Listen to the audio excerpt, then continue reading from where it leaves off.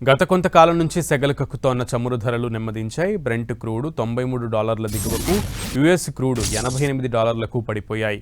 US Iran శాంతి ఒప్పందంలో పురోగతి కనిపిస్తోంది. అమెరికా ఇరాన్ మధ్య 60 రోజుల కాల్పుల విరమణ పొడిగింపు ఒప్పందం ఓ క్లారిటీ వచ్చింది. దానికి సంబంధించిన ముసాయిదాపై ఇరు దేశాల ప్రతినిధులు ఒక అవగాహనకు వచ్చారు. అయితే ఈ తాత్కాలిక శాంతి ఒప్పందం పూర్తిగా అమలులోకి రావాలంటే అమెరికా అధ్యక్షుడు డొనాల్డ్ ట్రంప్ తుది ఆమోదం తప్పనిసరి. ఈ సానుకూల పరిణామాలతో గ్లోబల్ మార్కెట్లో చమురు ధరలు గణనీయంగా తగ్గుతున్నాయి. మరోవైపు యుఎస్ ఇరాన్ మధ్య తాత్కాలిక ఒప్పందం కుదిరితే హర్మూజ్ జలసంధిని పునరుద్ధరించేందుకు అవకాశం ఉంటుందనే అంచనాలు వినిపిస్తున్నాయి.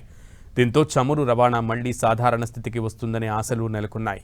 ప్రపంచ చమురు సరఫరాలో దాదాపు 20% వాటా కలిగిన హర్మూజ్ జలసంధి పాక్షికంగా మూతపడింది. 60 రోజుల తాత్కాలిక సంధి ఒప్పందాన్ని ఇరుపక్షాల చర్చల ప్రతినిధులు ముసాయిదా సిద్ధం చేసినప్పటికీ ట్రంప్ దీనిని ఇంకా అధికారికంగా ధృవీకరించాల్సి ఉంది. మరోవైపు చర్చలు పద్ధతిగా సాగుతున్నాయని, కానీ సరైన ఒప్పందం కుదిరే వరకు అమెరికా విధిస్తున్న నౌకాదళ ఆంక్షలు పూర్తిగా కొనసాగుతాయని ట్రంప్ స్పష్టం చేశారు. ఇక ఒకవైపు ఇరాన్తో శాంతి చర్చలు జరుగుతున్నప్పటికీ క్షేత్రస్థాయిలో అమెరికా సైన్యం దాడులు కొనసాగుతున్నాయి. ఇటీవల దక్షిణ ఇరాన్లోని కొన్ని క్షిపణి ప్రయోగ కేంద్రాలపై అమెరికా రక్షణాత్మక దాడులు చేసింది.